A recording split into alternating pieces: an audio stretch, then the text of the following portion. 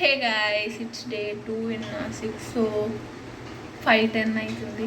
మేము త్రయంబకేశ్వర్ వెళ్తున్నాం. నేను సెకండ్ జ్యోతిర్లింగం చూడబోతున్నా. ఫస్ట్ టైం శ్రావణంలో జ్యోతిర్లింగం చూడబోతున్నా. Super excited guys. Come let's go. Guys, I know it's too late to post this video. ఎక్కడో ఆగస్ట్ 2025లో తీసిన వీడియో జాన్ 2026లో పోస్ట్ చేస్తున్నాను. బట్ పోస్ట్ చేయాలి అని అనుకుంటున్నాను. I don't want to skip this video. ఎందుకంటే ఎప్పటి నుంచో నేను అనుకుంటుంది 12 జ్యోతిర్లింగాస్, 18 శక్తిపీఠాలు కవర్ చేయాలి అనేసి. సో ఇది ఒక జ్యోతిర్లింగం కాబట్టి I want to upload this video. Last వీడియోకి ఇది పార్ట్ 2. లాస్ట్ వీడియోలో నాసిక్లో మేము వెళ్ళిన ప్లేసెస్ అండ్ టెంపుల్స్ గురించి కొంచెం ఇన్ఫర్మేషన్ ఇచ్చాను కదా. సో ఇది నెక్స్ట్ డే మేము త్రయంబకేశ్వర్ వెళ్ళినాం, జస్ట్ ఓన్లీ త్రయంబకేశ్వర్. సో ఈ వీడియోలో ఈ టెంపుల్ యొక్క హిస్టరీ చెప్పాలనుకుంటున్నాను. గైస్, బస్ స్టాప్ నుంచి టెంపుల్కి 1.2 kilometers ఉంది. మోస్ట్లీ అందరు నడుచుకుంటూ వెళ్తున్నారు. జస్ట్ 6కి టెంపుల్ ఓపెన్ అయింది. మేము 6-7కి బస్ స్టాప్లో దిగినాం. ఇప్పుడు నడవడానికి ఒక 15 minutes పడుతుండొచ్చు. మేబీ 6:30 వరకు వెళ్ళిపోతాం గైస్ టెంపుల్కి. I'm so very much excited. Hills పైన వ్యూ క్రేజీ. ఫస్ట్ త్రయంబక్ అంటే ఏంటి? త్రై అంటే 3, అంబక్ అంటే ఐస్, 3 కన్నులు. అంటే 3 కన్నుల్ని రిప్రజెంట్ చేసేది శివుడు. ఆ 3 కన్నులు ఫైర్, సన్ అండ్ మూన్ని రిప్రజెంట్ చేస్తాయి. అంతేకాకుండా త్రయంబక్ అంటే త్రిమూర్తుల్లాగా కూడా అనుకుంటారు. యాక్చువల్గా ఉన్న శివలింగాల్లో ఎక్కడ కూడా మనం శివలింగాన్ని భూమి లోపలికి చూడము. బట్ ఇక్కడ త్రయంబకేశ్వర్లో భూమి లోపలికి ఉంటుంది. సో ఈ త్రయంబకేశ్వర్ బ్రహ్మగిరి పర్వతానికి దగ్గరలో ఉంది. ఆ బ్రహ్మగిరి పర్వతం ఏంటంటే అక్కడే బ్రహ్మదేవుడు శివుడు కోసం తపస్సు చేసిన ప్లేస్. సో అందుకే ఆ పర్వతానికి బ్రహ్మగిరి పర్వతం అని పేరు వచ్చింది. ఆ పర్వతంలోనే గోదావరి నది కూడా జన్మించింది. అండ్ ఆ వీడియో, గోదావరి నది జన్మస్థానం కూడా ఈ వీడియోలో లాస్ట్లో చూపిస్తాను. 2 గంటల నిరీక్షణ తర్వాత జస్ట్ దర్శనంకి టికెట్స్ దొరికినాయి. ఇప్పుడు దర్శనంకి లైన్ ఎంతసేపు పడుతుందో తెలీదు. అండ్ మార్నింగ్ ఇట్లా క్లౌడీగా ఉన్న హిల్కి ఇప్పుడు వాటర్ ఫాల్ కనిపిస్తుంది గైస్. కానీ అది ఫోన్లో కనిపించేది, అందుకే చూపించాను నేను మీకు.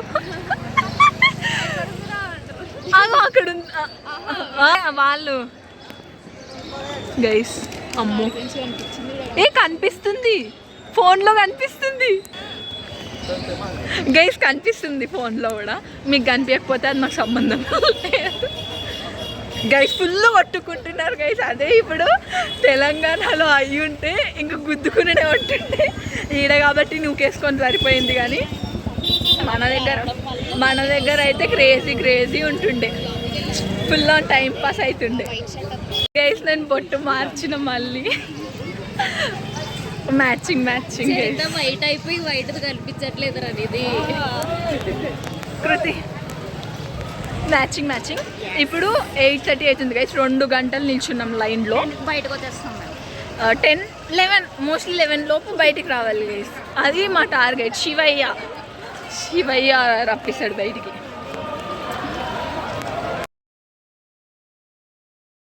దర్శనంకి వచ్చినాం.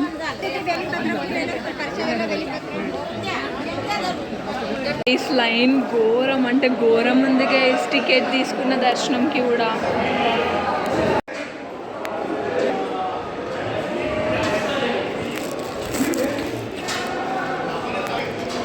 సారీ గైస్, అది మా లైన్ కాదు, ఫ్రీ దర్శనందేమో.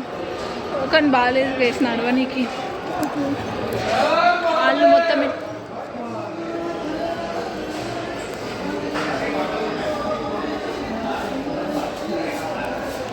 సెకండ్ జ్యోతిర్లింగం. ఎక్సైటెడ్. ఇప్పుడు మన స్టోరీలోకి వస్తే బ్రహ్మగిరి హిల్స్ పైన గోదావరి నది ఎందుకు జన్మించింది అనేసి స్టోరీ చెప్తాను.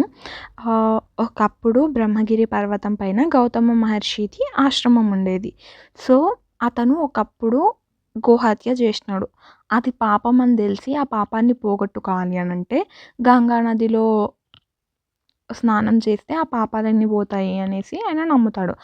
అలా అనుకున్న మహర్షి శివుడి కోసం తపస్సు చేస్తూ ఉంటాడు. శివుడి కోసం తపస్సు చేసినప్పుడు ఒకరోజు శివుడు ప్రత్యక్షమై ఏం కావాలో కోరుకో అని అడిగినప్పుడు నేను ఇలా ఒక పాపం చేస్తా, దాని నుంచి విముక్తి పొందాలి అని అంటే గంగా నది ఇక్కడ ప్రవహించాలి అనేసి కోరిక కోరుతాడు. ఆ కోరిక సరే అనేసి శివుడు గంగా నదిని అక్కడ పారేలా చేస్తాడు. ఒక్కసారి శివుడు వెళ్ళిపోగానే గంగా నది కూడా అక్కడి నుంచి మాయమైపోతుంది. సో, అలా ఎన్నిసార్లు గంగా నదిని తీసుకొచ్చినా శివుడు వెళ్ళిపోగానే మాయమైపోతుంది. అప్పుడు గంగా నదిని అడిగితే, నేను ఇక్కడ ఒక్కదాన్ని ఉండలేను, నాతో పాటు శివుడు ఇక్కడే ఉండాలి అని అంటే, అప్పుడు శివుడు జ్యోతిర్లింగంగా త్రయంబకేశ్వర్లో వెలుస్తాడు గైస్. సో, ఇప్పుడు ఉన్న అన్ని జ్యోతిర్లింగాలలో త్రయంబకేశ్వర్ జ్యోతిర్లింగం మాత్రమే ముగ్గురు దేవుళ్ళని రిప్రజెంట్ చేస్తుంది. బ్రహ్మ, విష్ణు, మహేశ్వరులను.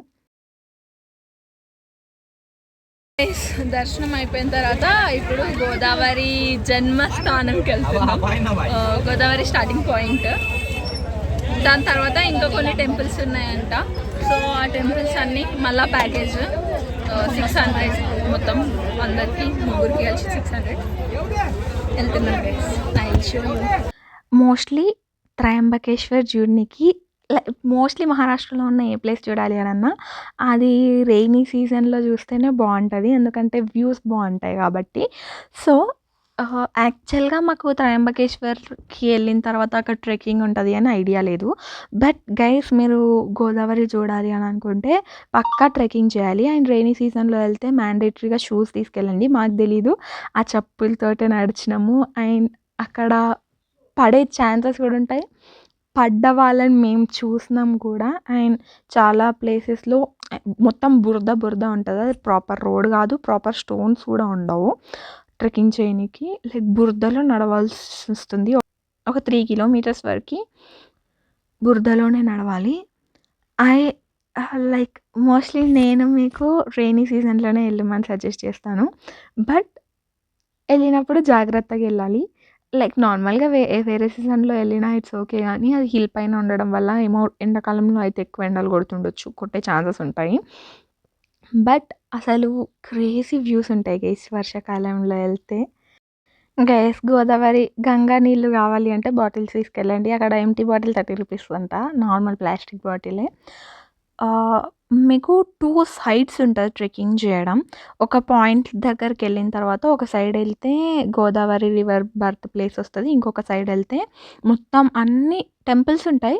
బట్ అన్నీ శివలింగానికి సంబంధించిన టెంపుల్స్. ఒక దాంట్లో చిన్న గుహ, ఆ గుహలోనే ఒక 1 lakh or 1 crore అంత ఐడియా లేదు, అంత ఎగ్జాక్ట్గా గుర్తులేదు, కానీ చిన్న చిన్న శివలింగాలు ఉంటాయి. అండ్ ఇంకొంచెం ముందుకెళ్తే లైక్ ఇట్లా ఒక గుహలోకి వెళ్ళి శివలింగాన్ని దర్శనం ఉంటుంది. సో గోదావరి నది దగ్గర పూజారి ఉంటాడు, వాటర్ చల్లుతారు మన పాపం నుంచి విముక్తి పొందడానికి. గైస్, వర్షాకాలంలోనే వెళ్ళండి గైస్.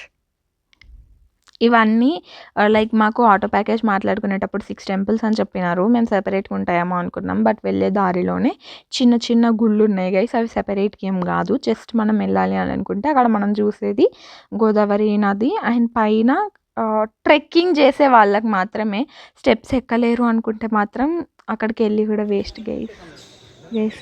ఇది view, crazy crazy view.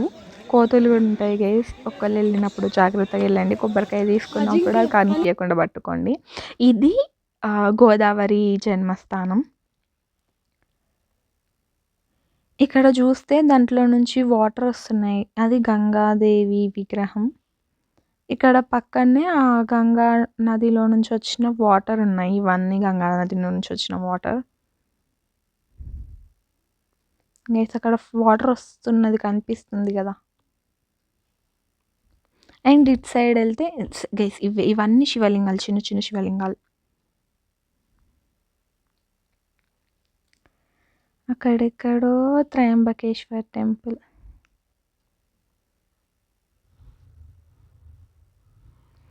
Enjoy the view. So guys, it side వెళ్తే మనకి ఆ శివలింగాలు వస్తాయి. ఒక దగ్గర నార్మల్‌గా న్యాచురల్‌గా ఫార్మ్ అయిన శివలింగం అనుకుంటా. అది ఎక్కడ పెట్టినట్లేదు. అదొక గుడిలాగా గూడా గాదు. బయటనే శివలింగం ఫార్మ్ అయింది. అండ్ ఇదే గుహ గైస్ నేను చెప్పింది. దాని లోపలికి కూర్చొని దిగుకుంటూ వెళ్ళాలి. అక్కడ దర్శనం జేసుకోవాలి. అండ్ నేను చెప్పిన బుద్ధ అనేసి ఇదే ఒక 3 కిలోమీటర్స్ వరకే ఉంటుంది. కష్టం గైస్ దాంట్లో నడవడం. గైస్ అంతా తిరగడం అయిపోయింది. 2 అవుతుంది. క్వార్టర్ టు 2 అవుతుంది గైస్. సో ఇప్పుడు లంచ్ చేసి నాసిక్కి వెళ్ళి నాసిక్ నుంచి పూణేకి వెళ్ళాలి. అయిపోయింది గైస్. కానీ క్రేజీ లొకేషన్ ఉంది, బాగుంది గైస్.